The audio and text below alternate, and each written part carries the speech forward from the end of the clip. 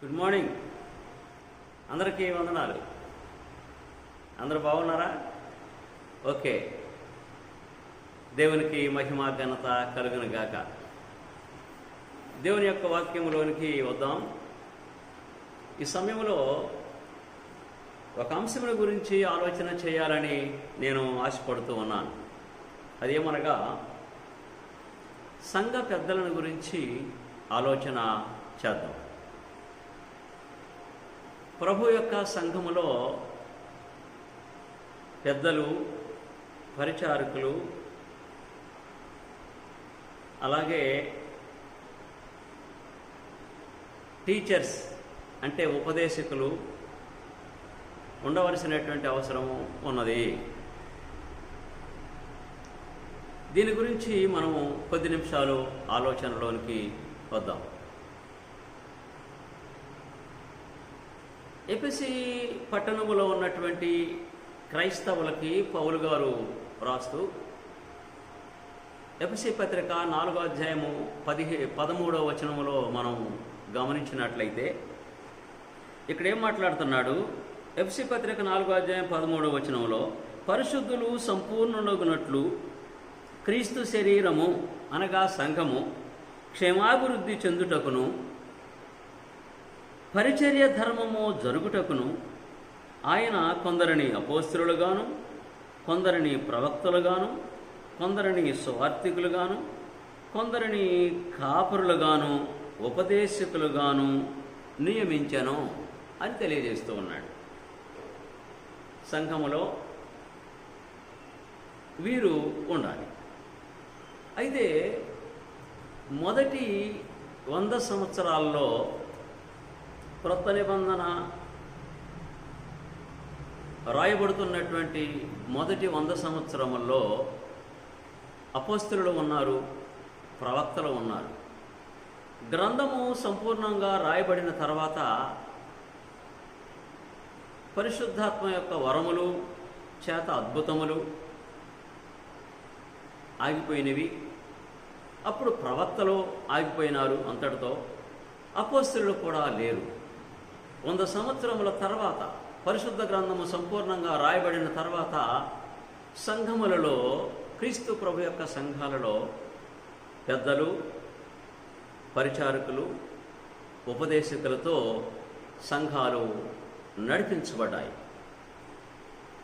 ఈ విషయాన్ని గురించి మనము ఆలోచన చేద్దాం. పెద్దలు అంటే ఇంగ్లీషులో ఎల్డర్స్, కాపరులు అంటే పెద్దలే, వారిని పాస్టర్స్ అని పిలిచారు. అలాగే అధ్యక్షులు అపోస్తల కార్యములో 20వ అధ్యాయంలో మనం చూస్తాం. 28వ వచనం అక్కడ అధ్యక్షులు అని పౌలు గారు ఆ మాటని వాడాడు. సంఘము క్షేమాభివృద్ధి కలిగి ముందుకు సాగాలి. సంఘము యొక్క క్షేమాన్ని దృష్టిలో పెట్టుకొని దేవుడు యేసు ప్రభు ద్వారా అపోస్తలులను నియమిస్తే, అపోస్తలులు సంఘములో పెద్దలను, పరిచారకులను, ఉపదేశకులను నియమించి సంఘము ఆ రీతిగా అభివృద్ధి చెందుతున్నప్పుడు దేవుడు మనల్ని చూసి సంతోషిస్తున్నాడు, ఆనందిస్తూ ఉన్నాడు. ఈ విషయాన్ని గురించి మనం ఖచ్చితంగా ఆలోచన చేయాల్సిందే. సంఘానికి కాపరులు ఉండాలి. పాస్టర్ అంటే సంఘ పెద్ద, బిషప్ అంటే సంఘ పెద్ద, ఎల్డర్ అంటే సంఘ పెద్ద.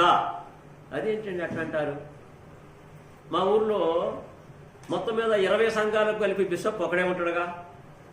20 సంఘాలు కూడా అవసరం లేదండి. ఒక్క సంఘం అన్నా బిషప్ వేసుకోవచ్చు, నేను బిషప్ని అనొచ్చు, అంతే. వాడి ఇష్టం అది. అలాగే సంఘ పెద్దలని కూడా పాస్టర్స్ అని పిలిచారు, పాస్టర్లు అని పిలిచారు, పిలువబడ్డది దేవుని యొక్క వాక్యంలో. ఈ సంఘ పెద్దలనే బిషప్పులు అని పిలువబడ్డారు.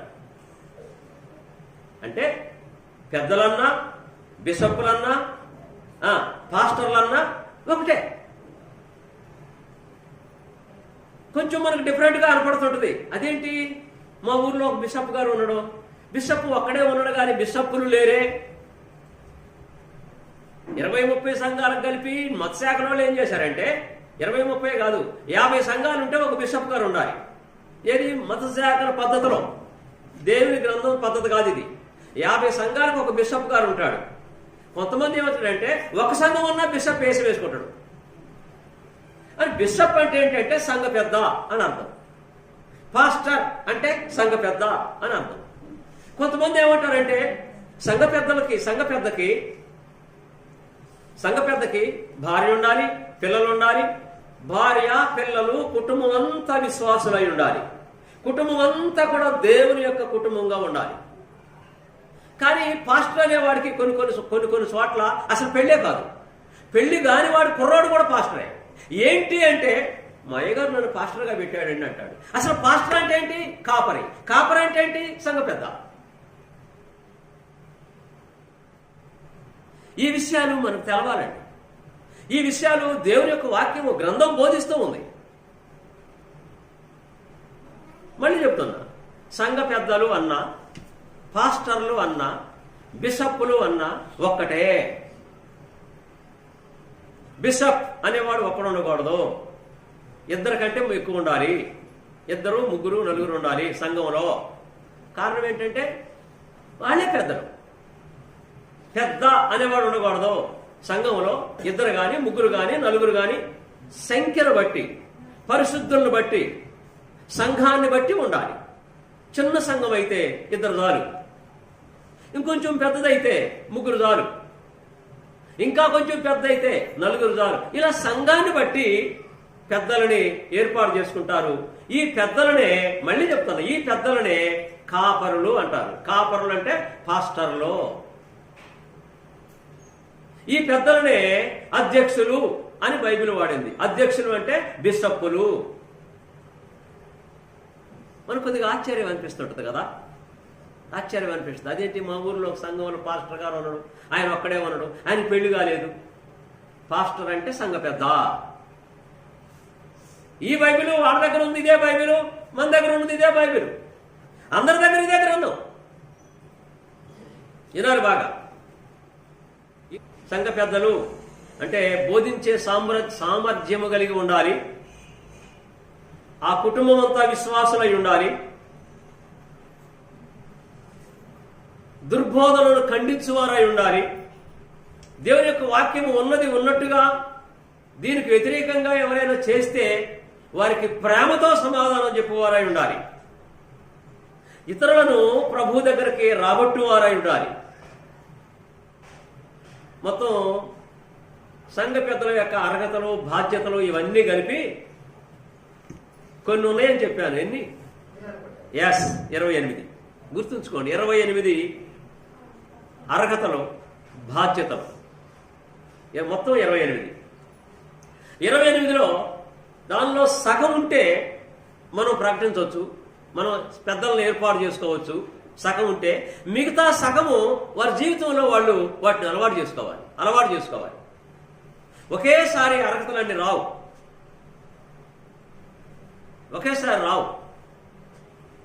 అందుకే పెద్దలు కూడా క్రమక్రమంగా ఎదగాలి.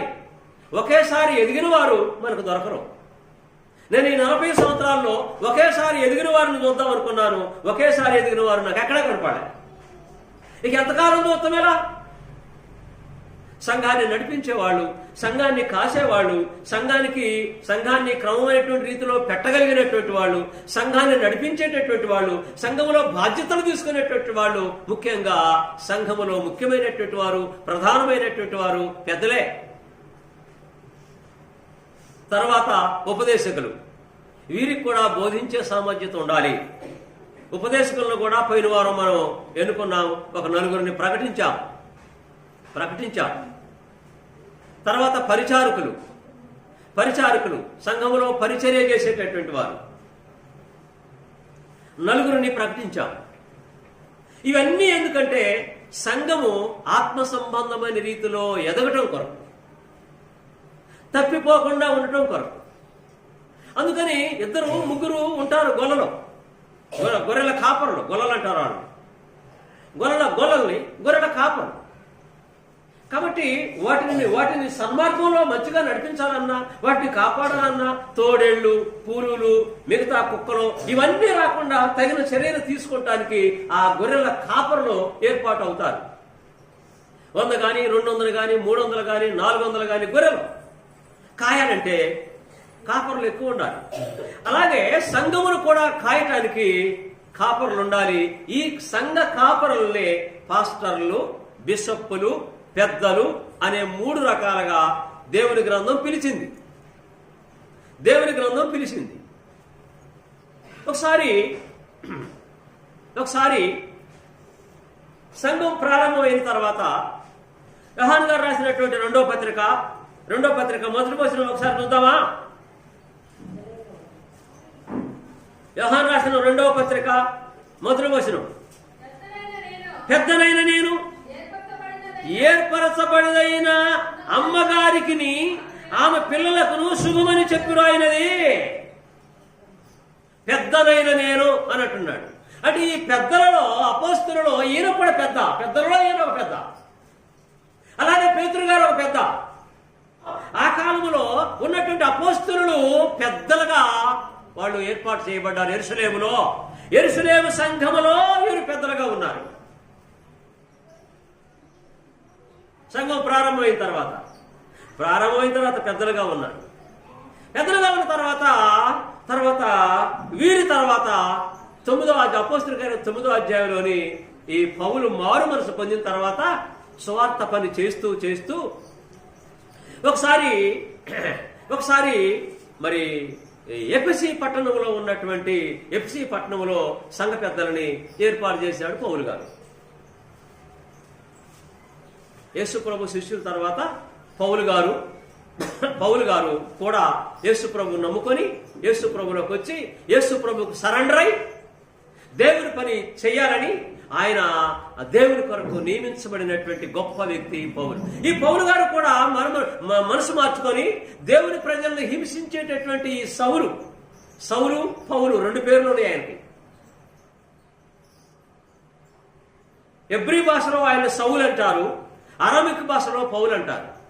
భాష తేడే, అంతేగాని సౌలు మారు మనసు పొంది పౌలుగా పేరు మార్చుకున్నాడు అని కొంతమంది తెలియని వారు అంటారు. అది కరెక్ట్ కాదు.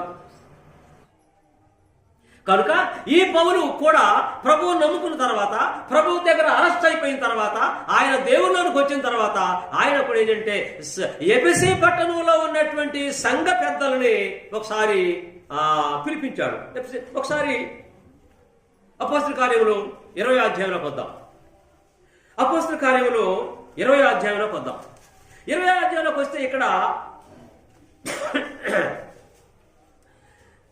20వ అధ్యాయంలోకి వచ్చిన తర్వాత ఇక్కడ విషయాన్ని ఒకసారి మనము గమనించాలి. పౌలు మిలేతులో ఉన్నాడు. మిలేతు అనేటువంటి గ్రామంలో, పట్టణంలో ఉండి ఎఫెసీ పట్టణంలో ఉన్నటువంటి పెద్దలకి కబురు చేశాడు. ఎఫెసీ పట్టణంలో సంఘములో పెద్దలు ఉన్నారు.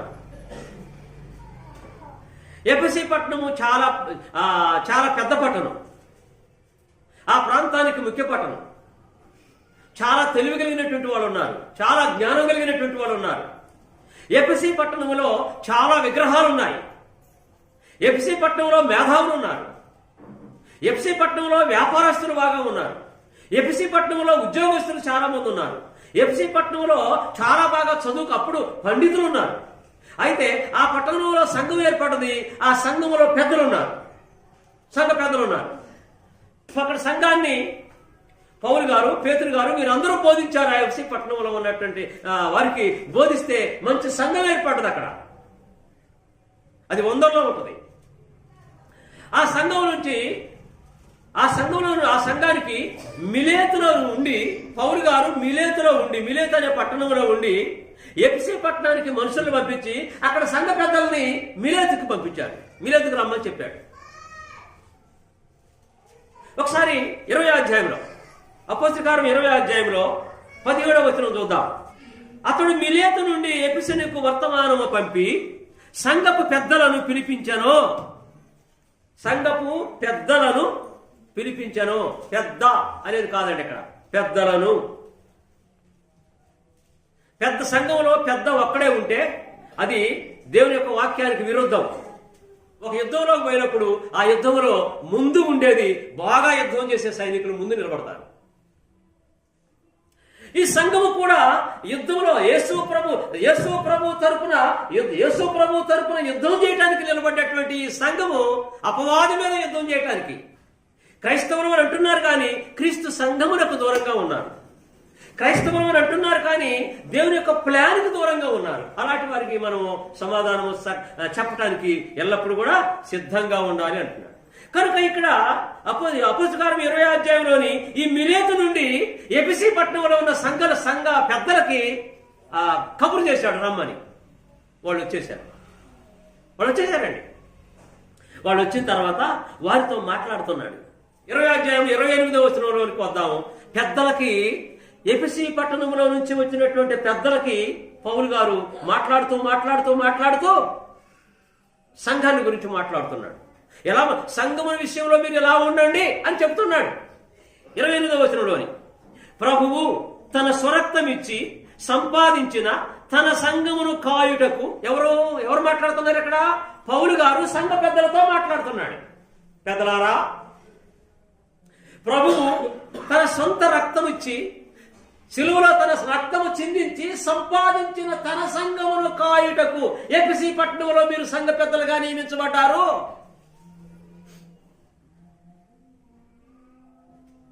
మీరు ఎందుకు నియమించబడ్డారు? అక్కడ ఎఫెసీ పట్టణంలో ఉన్న ఎఫెసీ సంఘంలోని మీరు ఎందుకు నియమించబడ్డారు? ఎందుకంటే ప్రభువు తన స్వరక్తం ఇచ్చి సంపాదించిన తన సంఘమును కాయుటకు. సంఘంలో వీళ్ళ బాధ్యత ఏంటట? సంఘమును కాయాలి. గొర్రెలు కాసేవాడు గొర్రెలు కాస్తాడు, మేకలు కాసేవాడు మేకలు కాస్తాడు, పశువులు కాసేవాడు పశువులు కాస్తాడు. కాపర్లు. కోళ్ళను కాసేవాడు కోళ్ళ కాపరి, ఆ ఏనుగులు కాసేవాడు ఏనుగులకు కాపరి, గుర్రాలుగా మేసేవాడు గుర్రాలకు కాపరి, పశువులను మేసేవాడు పశువులకు కాపరి, సంఘాన్ని మేపేవాడు సంఘ కాపరి. కనుక మిమ్మల్ని నేను ఎందుకు పిలిచానంటే ప్రభు యొక్క సంఘాన్ని కాయుటకు. ఏ సంఘం అది? ప్రభు యొక్క తన పరిశుద్ధమైన రక్తము చిందించి ఆ రక్తము ద్వారా కడగబడినటువంటి సంఘాన్ని కాయుటకు. ప్రభు కాయుటకు పరిశుద్ధాత్మ మిమ్మును దేని యందు అధ్యక్షులుగా ఉంచెను. ఆ సంఘముకి మిమ్మల్ని అధ్యక్షులుగా పెట్టారు. అధ్యక్షులు అంటే ఇంగ్లీష్ బైబిల్లో ఏమని ఉంటుంది? మీరు ఇంటికి పోయిన చూడండి, ఇంగ్లీష్ బైబిల్లో అధ్యక్షులు అంటే బిషప్ అని ఉంటుంది. అంటే సంఘ పెద్దలని ఇక్కడ ఏమన్నాడంటే ఇంగ్లీష్లో బిషప్స్ అనే మాట వాడాడు. బిషప్ అంటే ఆయన ఏదో 100 సంఘాలకు నాయకుడు అని కాదు. ఇక్కడ ఎఫెసీ పట్టణంలో ఉన్నటువంటి సంఘానికి పెద్దలు, వారిని బిషప్పులు అని వాడాడు. ఇక్కడ అర్థమైందా? సంఘ పెద్దలన్నా బిషప్పులన్నా ఒక్కటే. కొంతమంది ఎవరంటే మా సంఘంలో సంఘ పెద్దలు ఉన్నారు బిషప్పులు ఉన్నారు అంటాడు. బిషప్పులు కాదు, బిషప్పు ఉన్నాడు అంటాడు. ఒక్కడే. సంఘ పెద్దలు, సంఘ పెద్ద కాదండి, సంఘ పెద్దలు ఉండాలి. పెద్ద అనేవాడు ఉండకూడదు, ఒక్కడు ఉండకూడదు. 2 కానీ 3 కానీ 4 కానీ సంఘాన్ని బట్టి ఉండాలి. కాబట్టి ఇక్కడ ఇంగ్లీష్ బైబిల్లో మీకు దగ్గరలో ఉంటే ఆ మాట చూస్తే అక్కడ బిషప్స్ అని ఉంటుంది. అధ్యక్షులు, బిషప్పులు, ఇంగ్లీష్లో బిషప్. కాపరులు అనే చోట పాస్టర్స్ అని ఉంటుంది. కాపరులన్నా పెద్దలన్నా బిషప్పులన్నా ఒకటే. పెద్దలు, కాపరులు, అధ్యక్షులు. పెద్దలు ఇంగ్లీష్లో ఎల్డర్స్, కాపరులు ఇంగ్లీష్లో పాస్టర్స్, అధ్యక్షులు ఇంగ్లీష్లో బిషప్స్. ఒకటే పర్యాయ పదాలు ఇవి. ఒకే మనుషుని గురించి పర్యాయ పదాలు. మంద కాపరులు అంటే అక్కడ ఆ మంద, గొర్రెల మంద వేరు, గొర్రెల కాపరులు వేరు. సంఘము అనేది ఒక మంద. ఈ సంఘానికి కాపరులు పెద్దలు. ఈ పెద్దలని వీళ్ళ ఉద్దేశం ఏంటంటే, వీళ్ళ పని ఏంటట? కాయుట. సంఘమును కాయుట. అధ్యక్షుడిగా ఉంచును. ఆ యావత్తు మందను గూర్చియు మీ మట్టుకు మిమ్మును గూర్చియు జాగ్రత్తగా ఉండుడి. ఆ మందను గూర్చి జాగ్రత్తగా ఉండాలి, మీ మట్టుకు మిమ్మును గురించి కూడా జాగ్రత్తగా ఉండాలి. కారణం ఏంటంటే మిమ్ముల్ని కూడా మోసపరచువారు ఉంటారు. మందని మోసం చేసేవాళ్ళు ఉంటారు, మిమ్మల్ని కూడా మోసం చేసేవాళ్ళు ఉంటారు. అపవాది చాలా గొప్పవాడు. దేనిలోని? మాయ చేయటంలో, మోసం చేయటంలో. వంకర మాటలు చెప్తాడట అపవాది కొంతమంది ద్వారా. ఈ మాటలు జరుగుతుంది. నేను వెళ్ళిపోయిన తర్వాత, పౌలు గారు అంటున్నాడు ఇక్కడ, నేను వెళ్ళిపోయిన తర్వాత నేను ఎంతకాలం ఉండను మీ మధ్యలోని. నేను వెళ్ళిపోయిన తర్వాత క్రూరమైన తోడేళ్లు మీలో ప్రవేశించునని, క్రూరమైన తోడేళ్లు మీలో ప్రవేశించునని నాకు తెలియను. మీలో అంటే పెద్దల్లోనే, మీ పెద్దల్లోనే కొంతమంది క్రూరమైన తోడేళ్లుగా వస్తారు, జాగ్రత్త అన్నాడు. పౌలు గారు మిలేతుకు పిలిపించి, ఎఫెసీ పట్టణంలో ఉన్న సంఘ పెద్దలను మిలేతుకు పిలిపించి వారికి బోధ చేస్తున్నాడు. పెద్దలకి బోధ చేస్తున్నాడు పౌలు గారు. జాగ్రత్త పెద్దలారా, జాగ్రత్త. మీ మట్టుకు మీ మందని గురించి జాగ్రత్త, మీ మట్టుకు మిమ్ముని గురించి కూడా జాగ్రత్తగా ఉండండి. ఎందుకంటే అపవాది తెలివి కలవాడు అంటున్నాడు. తెలియను. వారు మందను కనికరింపరు. ఎవరు మందను కనికరింపంది? ఎవరు? వంకర మాటలు చెప్పేవాళ్ళు, మందని లాక్కుపోయేవారు, మందను కనికరింపరు. కనికరం అనేది వాళ్ళ దగ్గర ఉండదు. తర్వాత 30వ వచనం చదువుతారు ఎవరన్నా? మరియు శిష్యులను తమ వెంట ఈడ్చుకొని పోవలనని వంకర మాటలు పలుకుదురు. ఆగండి. శిష్యులను అంటే క్రైస్తవులను. శిష్యులు అంటే యేసు ప్రభువుని వెంబడించేవారు, యేసు ప్రభువులకు వచ్చిన వారు క్రైస్తవులు. మంద, అక్కడ మంద అన్నాడు. మళ్ళీ ఏమంటున్నాడంటే శిష్యులు అన్నాడు. ఈ మందనే మళ్ళీ ఏమన్నాడంటే శిష్యులు అన్నాడు. శిష్యులు అంటే అక్కడ సంఘము. మందను కనికరించకుండా శిష్యులను తమ వెంట ఈడ్చుకొని పోవలనని వంకర మాటలు పలుకు మనుష్యులు మీలోనే బయలుదేరుదురు. వంకర మాటలు. ఇది తెలుగు అండి, మనకు అందరికి అర్థమైతేనే ఉంది. ఇందులోని దాయాల్సిందేమీ లేదు, విడిచిపెట్టాల్సిందేమీ లేదు. కావున 31వ వచనం, కావున నేను 3 సంవత్సరములు రాత్రింబవళ్ళు కన్నీళ్లు విడుచును ప్రతి మనుషునికి మానక బుద్ధి చెప్పి తిని అని మీరు జ్ఞాపకము చేసుకుని మెలకువగా ఉండు. This message, especially this message for the elders or pastors or bishops.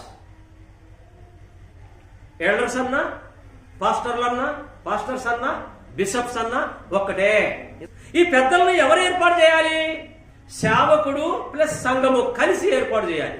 సేవకుడు అంటే బోధకుడు, సంఘములో ఎప్పుడూ బోధిస్తున్నటువంటి బోధకుడు ప్లస్ సంఘము కలిసి పెద్దల్ని ఏర్పాటు చేయాలి. అందుకనే పోయిన వారం నాడు 4 నిలబెట్టి వీరిని మనందరినీ నడిపించేటటువంటి పెద్దలు వీరు అని 4 పరిచయం చేశారు మీరు.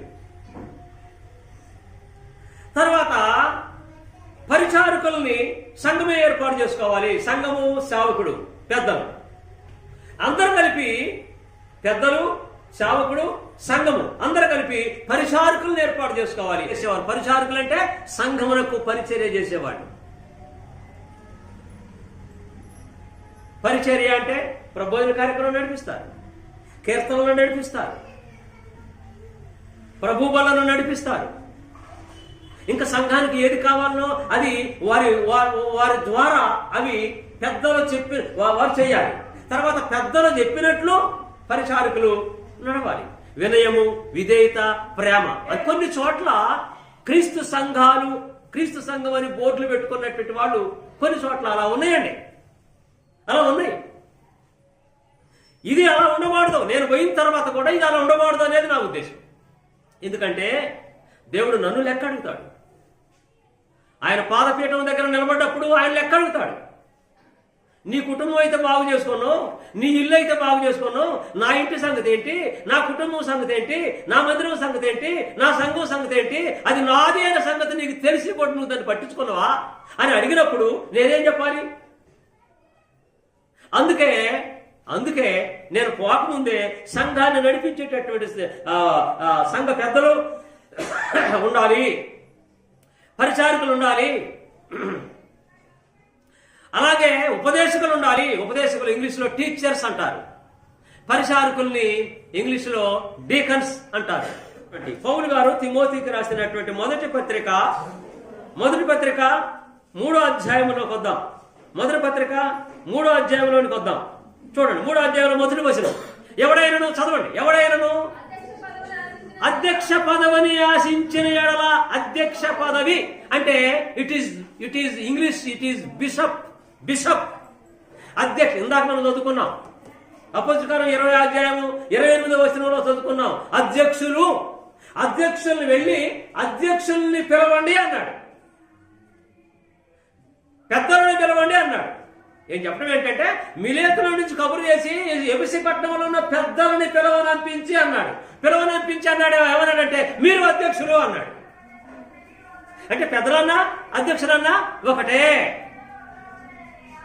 ఎల్డర్స్ అన్నా బిషప్లన్నా ఒకటే అనేది అపోస్తలుల కార్యం 20వ అధ్యాయములో మనకు అర్థమైంది. అపోస్తలుల కార్యం 20వ అధ్యాయం 17వ వచనంలో పెద్దలను పిలిపించి అన్నాడు. 28వ వచనంలో అధ్యక్షులు అనే మాట వాడాడు.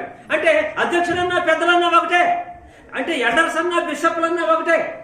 ఇప్పుడు తిమోతికి రాస్తూ తిమోతితో పౌలు గారు మాట్లాడుతున్నాడు. ఏమని? ఎవడైనను అధ్యక్ష పదవిని ఆశించిన ఎడల, అంటే సంఘ పెద్ద పదవిని ఆశించిన ఎడల అట్టివాడు దొడ్డ పనిని అపేక్షించుతున్నాడు అన్న మాట నమ్మదగినది. దొడ్డ పని అంటే మంచి శ్రేష్టమైన పని. దొడ్డ అంటే శ్రేష్టమైనది, పవిత్రమైనది. అది పవిత్రమైనటువంటి పని అని ఆ వ్యక్తికి చెప్పు అన్నాడు. అది ప్రశస్తమైన పని, అది పవిత్రమైన పని అని చెప్పు. ఇంకేమన్నాడంటే అధ్యక్షుడగు వాడు అంటే పెద్ద అయినవాడు, నిందారహితుడును అంటే నిందలేని వాడును, ఏకపత్ని పురుషుడును, మిత అనుభవం కలిగినటువంటి వాడును. అంటే మిత అంటే సమానమైనటువంటి అనుభవం కలిగిన వాడు. సంఘముల విషయంలోని అనుభవం ఉండాలి. సంఘాన్ని నడిపించాలంటే అనుభవం ఉండాలి. గొర్రెల మందని కాయాలంటే ఆ కాపరికి గొర్రెల యొక్క ఆలోచనని, గొర్రెల యొక్క ఆకలిని ఎరిగిన వాడై ఉండాలి. అందుకనే మంచి మేత మేపుతాడు. కనుక స్వస్థ బుద్ధి గలవాడును. స్వస్థ బుద్ధి అంటే జబ్బు లేని బుద్ధి. ఒకవేళ జబ్బు ఉన్న బుద్ధి అంటే ఉంటే మార్చుకోవాలి, మనసు మార్చుకోవాలి. బి రిపెంట్, మనసు మార్చుకో. స్వస్థ బుద్ధి గలవాడును, మర్యాదస్తుడును. మర్యాద కలిగి ఉండాలి, మర్యాదతో మాట్లాడాలి, మర్యాద ఇవ్వాలి, పుచ్చుకోవాలి. ఓపిక ఉండాలి, సహనం ఉండాలి. తర్వాత అతిథి ప్రియుడును. అతిథి ప్రియుడు అంటే ఇంటికి ఎవరైనా అతిథులు వస్తే, క్రైస్తవ బిడ్డలు, దేవుని బిడ్డలు ఇంటికి అతిథులు వస్తే వారికి ఆతిథ్యం ఇవ్వాలి. ఆతిథ్యం ఇవ్వటానికి ఇంట్లో ఉన్నటువంటి తన భార్య గాని పిల్లలు గాని అందరూ కూడా ఆతిథ్యం ఇవ్వటంలోని, ప్రేమ చూపటంలోని, సత్కార్యములు చేయటంలోని కుటుంబానికి ఆ సంఘ పెద్ద నేర్పాలి. అతిథి ప్రియుడును. తర్వాత బోధింపతగిన వాడునై ఉండాలి. బోధింపాలంటే సంఘానికి బోధించాలి. బోధ అంటే ఇక్కడ నిలబడి దేవుని వాక్యం బోధించడం ఒకటే కాదండి. సంఘానికి ఏది అవసరమో అది మాట్లాడాలి. ఎవరి కుటుంబంలో శుభకార్యం జరిగితే ఆ శుభకార్యం కొరకు ఏం చేయాలనో ఆయన చెప్పాలి. ఆ పెద్దలు ఎవరింట్లోనైనా విచారకరమైన విషయం జరిగితే ఆ విచారకరము జరిగినటువంటి ఆ విషయానికి ఆ కుటుంబానికి వెళ్ళి పరామర్శించి ఆ కుటుంబంతో మిళితమయ్యి వారి అవసరాలు ఏంటో తీర్చి వారి దుఃఖం నుంచి ఏ విధంగా దుఃఖం నుంచి మాన్పించాలో ఈ సంఘ పెద్దలు పనిచేయాలి. అంటే సంతోషకరమైన విషయంలో పనిచేయాలి, దుఃఖకరమైన విషయంలో పనిచేయాలి. అన్ని విషయాల్లో వారికి ఏది అవసరమో అది బోధించాలి, అది మాట్లాడాలి. బోధించడం అంటే వారికి తెలియని విషయాలు చెప్పాలి, తెలిసిన విషయాల్లో బలపరచాలి. బోధింపదగిన వాడునై ఉండి మద్యపానీయు అంటే మద్యపానం అంటే ఇది మనకు దూరం కొట్టుదని తీసుకొచ్చి ఎక్కడే పెట్టారు. మధ్య రోడ్లు పెట్టారు.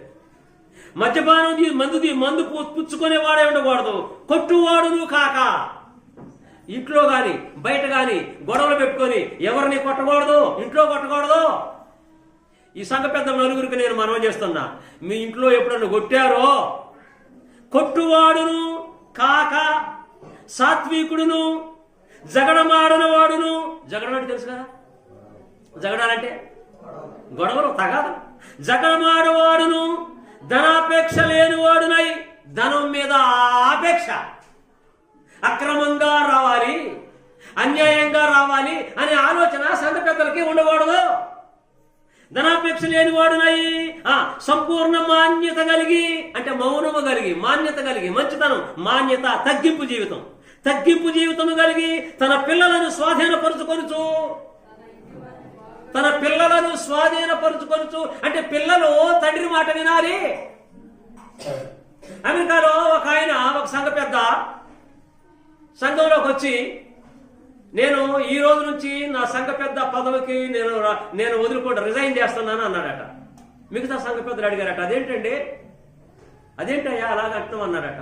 మావాడు నా మాట ఇట్లేదండి, ఇప్పి జుట్టేసుకొని తిరుగుతున్నాడు, మరి మా పిల్లోని నేను క్రమంలో పెట్టలేకపోతే నేను సంఘాన్ని ఎలా పెట్టగలను క్రమంలో, అందుకని నేను ఈ అధ్యక్షుడికి లేదా ఈ సంఘ పెద్దకి నేను పనికిరాను అని చెప్పాడట, కన్నీరు గాచాడట. కాబట్టి పిల్లలు తన మాట వినాలి. పిల్లలను స్వాధీనపరుచుకొనుచు తన ఇంటి వారిని బాగుగా ఏలువాడనై ఉండవలెను. ఇంటి వారిని అంటే పిల్లలే కాదు, ఇక్కడ పిల్లలు, భార్య, తల్లి, తండ్రి, ఇంకెంతమంది అయితే కుటుంబంలో ఉన్నారో తన ఇంటి వారందరూ కూడా రక్షణ పొందాలి. తన ఇంటి వారందరూ కూడా ప్రభు యొక్క సంఘంలో ఉండాలి. తన ఇంటి వారందరూ కూడా విశ్వాసులై ఉండాలి. తన ఇంటిలో దేవుడు మహిమపరచబడాలి. కాబట్టి ఇంటి వారందరూ ఏలువాడై ఉండవలను. ఇంకాడు ఎవడైనా తన ఇంటి వారిని ఏలనేరకపోయిన ఎడగా అతడు దేవుని సంఘమును ఎలా పాలించును? కుటుంబాన్నే పరిపాలించుకోవడం కుదరకపోతే ఈ పెద్దలు దేవుని సంఘాన్ని, ప్రభు మందని ఎలా కాయగలరు, ఎలా కాపుదలగలరు అని అంటున్నాడు. అతడు గర్వాంధుడై అపవాదికి కలిగిన శిక్షావిధికి లోబడకుండునట్లు కొత్తగా చేరిన వాడై ఉండకూడదు. కనీసం సంవత్సరం 2 సంవత్సరాలు గడవాలి. సంఘంలోనికి వచ్చి సంవత్సరం 2 సంవత్సరాలు 5 సంవత్సరాలు ఉంటేనే సంఘము యొక్క పరిపాలన, దేవుని యొక్క వాక్యము విని ఆ వాక్యము చేత ఆ మందను కాయాలి. అందుకని కొత్తగా జారిన వాడై ఉండకూడదు. మరియు అతడు నిందపాలై అపవాది ఉరిలో పడిపోకుండునట్లు సంఘమునకు వెలుపటి వారి చేత మంచి సాక్ష్యము పొందిన వాడై ఉండవలను. సంఘానికి బయట ఉన్న వారు కూడా ఫలానా ఆయన మంచోడు, ఫలానా ఆయన అన్యాయస్తుడు, దుర్మార్గుడు, దుష్టుడు అని చెప్పేవాళ్ళు ఉండకూడదు. అంటే సంఘానికి బయట వారు కూడా ఫలానా వ్యక్తి మంచివాడు అని మంచి సాక్ష్యము పొందినవాడై ఉండవలను. అలాగనే పరిచారకులు కూడా, డీకన్స్ 8వ వచనంలో, అలాగనే పరిచారకులు మాన్యులు అంటే నెమ్మది కలిగి ఉండి, మాట్లాడటానికి కొంచెం జాగ్రత్తగా మాట్లాడట. మాన్యులై ఉండి అంటే తను తాను తగ్గించుకుంటూ, ద్విమనస్కులు అంటే 2 మనసులు ఉండొద్దట. 2 మనసులు ఎట్లుంటాయి అంటే కాసేపాటు కాసేపు ఇటు, ఇక్కడ చెప్పే మాట ఇక్కడే, అక్కడ చెప్పే మాట అక్కడే, వెనక చెప్పే మాట వెనకే, ముందు చెప్పే మాట అంటే సాటు మాటలు ఉండకూడదు. ఎవరు? పరిచారకులు.